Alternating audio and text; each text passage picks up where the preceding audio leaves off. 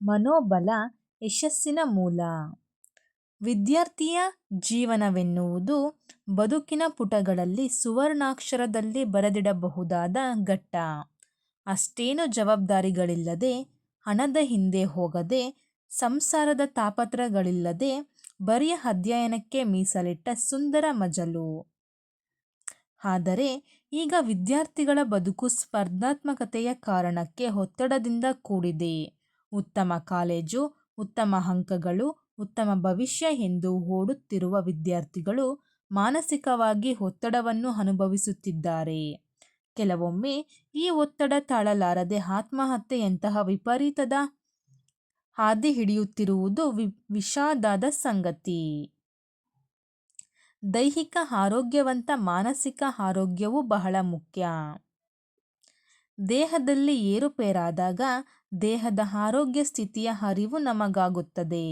ಆದರೆ ಮಾನಸಿಕ ಆರೋಗ್ಯ ಸ್ಥಿತಿಯು ಹಾಗಲ್ಲ. ಕಣ್ಣಿಗೆ ಕಾಣದ ಒಳಗೊಳಗೆ ನೋವುಣ್ಣುವ ಸ್ಥಿತಿ.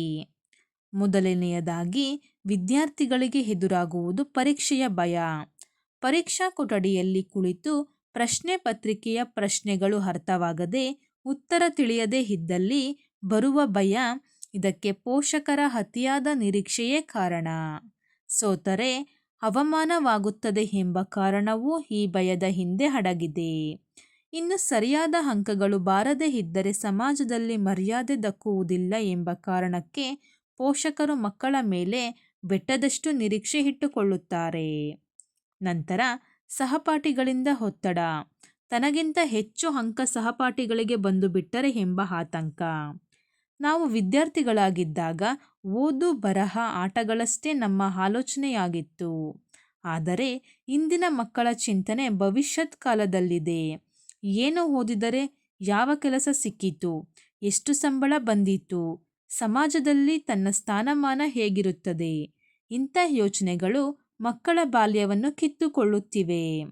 ಇದಕ್ಕೆ ಸಾಮಾಜಿಕ ಮಾಧ್ಯಮಗಳ ಪ್ರಭಾವವೂ ಇದೆಯೆನ್ನಿ. ಈಗ ಬೆರಳಂಚಿನಲ್ಲಿ ಬಹು ಪ್ರಪಂಚಗಳು ತೆರೆದುಕೊಳ್ಳುತ್ತವೆ. ಮುಂದುವರಿದ ತಂತ್ರಜ್ಞಾನವನ್ನು ತಪ್ಪಾಗಿ ಬಳಸಲಾಗುತ್ತಿದೆ. ಇದು ಕೂಡ ವಿದ್ಯಾರ್ಥಿಗಳ ಮಾನಸಿಕ ಆರೋಗ್ಯದ ಮೇಲೆ ಕೆಟ್ಟ ಪರಿಣಾಮ ಬೀರುವಂತೆ ಮಾಡಿದೆ. ಪೋಷಕರು ನೀಡಿದ ಅತಿಯಾದ ಸವಲತ್ತಿನಿಂದಾಗಿ ಮಕ್ಕಳಿಗೆ ಸೋಲು, ನಿರಾಕರಣೆಯ ಬಗ್ಗೆ ಗೊತ್ತೇ ಇಲ್ಲ.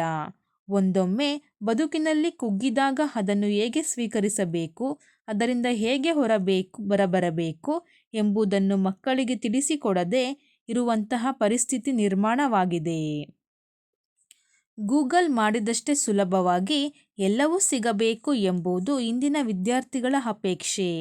ಇದರಿಂದ ಆತಂಕ, ನಿರಾಶೆ ಹಾಗೂ ಏಕಾಗ್ರತೆಯ ಕೊರತೆ ಉಂಟಾಗುತ್ತದೆ. ಆತ್ಮವಿಶ್ವಾಸ ಕಡಿಮೆಯಾಗುತ್ತದೆ. ದೇಹದ ಆರೋಗ್ಯ ಸರಿಯಾಗಿರಬೇಕಾದರೆ ಮಾನಸಿಕ ಆರೋಗ್ಯವೂ ಬಹಳ ಮುಖ್ಯ. ಮನೋಬಲ ಒಂದು ಇದ್ದರೆ ಏನನ್ನಾದರೂ ಸಾಧಿಸಬಹುದು. ಇದಕ್ಕೆ ಉತ್ತಮ ಉದಾಹರಣೆ ಭೌತ ವಿಜ್ಞಾನಿ, ಲೇಖಕ ಸ್ಟೀಫನ್ ಹಾಕಿಂಗ್. ಮೋಟಾರ್ ನ್ಯೂರಾನ್ ಕಾಯಿಲೆಯಿಂದಾಗಿ ಕುತ್ತಿಗೆಯಿಂದ ಕೆಳಭಾಗದ ದೈಹಿಕವಾಗಿ ಅಶಕ್ತರಾಗಿದ್ದರೂ ವೀಲ್ಚೇರ್ನಲ್ಲಿ ಕುಳಿತೇ ಹಾಕಿಂಗ್ ವಿಕಿರಣ ಸಿದ್ಧಾಂತವನ್ನು ಮಂಡಿಸಿದರು. ಅವರು ಬರೆದ A brief history of time ಪುಸ್ತಕವು ಅತ್ಯಂತ ಜನಪ್ರಿಯ ಪುಸ್ತಕವಾಗಿದೆ. ದೈಹಿಕ ನ್ಯೂನತೆಯ ನಡುವೆಯೂ ಮಾನವನ ಇಚ್ಛಾಶಕ್ತಿಯಿಂದ ಏನನ್ನಾದರೂ ಸಾಧಿಸಬಹುದು ಎಂಬುದಕ್ಕೆ ಸ್ಟೀಫನ್ ಹಾಕಿಂಗ್ ಮಾದರಿಯಾಗಿದ್ದಾರೆ. ಬಹುತೇಕ ಸಂದರ್ಭಗಳಲ್ಲಿ ಕೌಟುಂಬಿಕ ಬಿರುಕು ಕೂಡ ಮಕ್ಕಳ ಮನಸ್ಸಿನ ಮೇಲೆ ಅಗಾಧವಾದ ಪರಿಣಾಮವನ್ನು ಬೀರುತ್ತದೆ. ಎಲ್ಲ ಮಕ್ಕಳು ಒಂದೇ ತೆರನಾಗಿ ಇರುವುದಿಲ್ಲ. ಕೆಲವು ಮಕ್ಕಳು ತಮ್ಮ ಭಾವನೆಗಳನ್ನು ಹಂಚಿಕೊಂಡರೆ ಮತ್ತೆ ಕೆಲವರು ತಮ್ಮ ಭಾವನೆಗಳನ್ನು ಹೊರಹಾಕುವಲ್ಲಿ ಮುಜುಗರ ಪಡುತ್ತಾರೆ. ಆದಷ್ಟು ಪೋಷಕರು ಕೌಟುಂಬಿಕ ತೊಂದರೆಗಳನ್ನು ಮಕ್ಕಳಿಂದ ದೂರ ಇಡುವುದರಿಂದ ಅವರ ವಿದ್ಯಾರ್ಥಿ ಜೀವನ ಇನ್ನಷ್ಟು ಸುಂದರವಾಗಬಲ್ಲದು. ಸಾಧ್ಯವಾದಷ್ಟು ಮಕ್ಕಳೊಂದಿಗೆ ಸಂಪರ್ಕದಲ್ಲಿರಬೇಕಾದದ್ದು ಪೋಷಕರ ಕರ್ತವ್ಯ. ಕೆಲಸ, ಸಂಸಾರದ ಹೊಣೆಗಾರಿಕೆಗಳು ಪೋಷಕರಿಗಿರುತ್ತವೆ. ಮಕ್ಕಳು ಮನೆಯಲ್ಲಿಯೇ ಇರಲಿ ಅಥವಾ ಹಾಸ್ಟೆಲ್ನಲ್ಲಿಯೇ ಇರಲಿ, ಆಗಾಗ ಅವರೊಟ್ಟಿಗೆ ಬೆರೆಯುವ ಪ್ರಯತ್ನವನ್ನು ಪೋಷಕರು ಮಾಡಬೇಕು.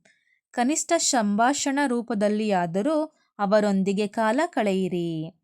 ಮನದಾಳದ ಮಾತುಗಳನ್ನು ಮಕ್ಕಳು ಪೋಷಕರೊಂದಿಗೆ ಹೇಳಿಕೊಳ್ಳುವಷ್ಟು ಸಲುಗೆಯನ್ನು ಬೆಳೆಸಿಕೊಳ್ಳಬೇಕು.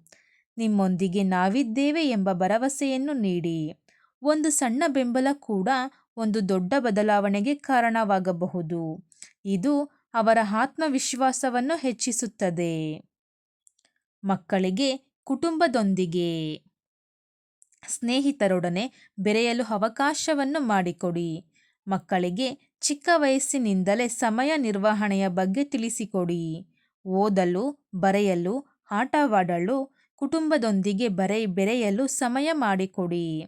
ವಿದ್ಯಾಭ್ಯಾಸಕ್ಕೆ ಅನುಕೂಲವಾದ ವಾತಾವರಣವನ್ನು ನಿರ್ಮಿಸಿಕೊಡಿ. ಇದರಿಂದ ಅವರು ಮುಕ್ತರಾಗಿ ಭಾವನೆಗಳನ್ನು ಹಂಚಿಕೊಳ್ಳಲು ಸಮರ್ಥರಾಗುತ್ತಾರೆ. ಮಾನಸಿಕ ದೃಢತೆ ಹೆಚ್ಚಲು ದೈಹಿಕ ವ್ಯಾಯಾಮವೂ ಮುಖ್ಯ. ಯೋಗಾಭ್ಯಾಸ, ಸೈಕ್ಲಿಂಗ್, ವಾಕಿಂಗ್ ರೂಢಿಸಿಕೊಳ್ಳಿ. ಧ್ಯಾನ ಮಾಡುವುದರಿಂದಲೂ ಮಾನಸಿಕ ಆರೋಗ್ಯ ಬಲಿಷ್ಠವಾಗುತ್ತದೆ. ಮಕ್ಕಳು ಸರಿಯಾದ ನಿರ್ಧಾರಗಳನ್ನು ತೆಗೆದುಕೊಳ್ಳಲು ಶಕ್ತರಾಗುತ್ತಾರೆ. ಅವಶ್ಯಕತೆ ಇದ್ದಲ್ಲಿ ಮಾನಸಿಕ ತಜ್ಞರ ಸಲಹೆ ತೆಗೆದುಕೊಳ್ಳುವುದರಲ್ಲಿ ಯಾವುದೇ ಮುಜುಗರ ಬೇಡ. ಮೊದಲೇ ತಿಳಿಸಿದಂತೆ ದೈಹಿಕ ಆರೋಗ್ಯದಷ್ಟೇ ಮಾನಸಿಕ ಆರೋಗ್ಯವೂ ಅಷ್ಟೇ ಮುಖ್ಯ.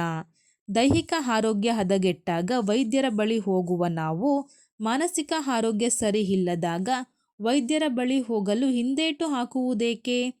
ಮಾನಸಿಕ ಆರೋಗ್ಯದ ಬಗ್ಗೆ ಮಾತನಾಡುವುದು ದುರ್ಬಲತೆ ಅಲ್ಲ, ಅದು ಬಲದ ಸಂಕೇತ. ಮಾನಸಿಕ ಕಾಯಿಲೆ ಎಂದಾಕ್ಷಣ ಹುಚ್ಚು ಎನ್ನುವ ತಪ್ಪು ಕಲ್ಪನೆ ನಮ್ಮಲ್ಲಿ ಬಹಳಷ್ಟು ಜನರಲ್ಲಿದೆ. ಈ ಭಾವನೆಯನ್ನು ಮೊದಲು ತೆಗೆದುಹಾಕಿ.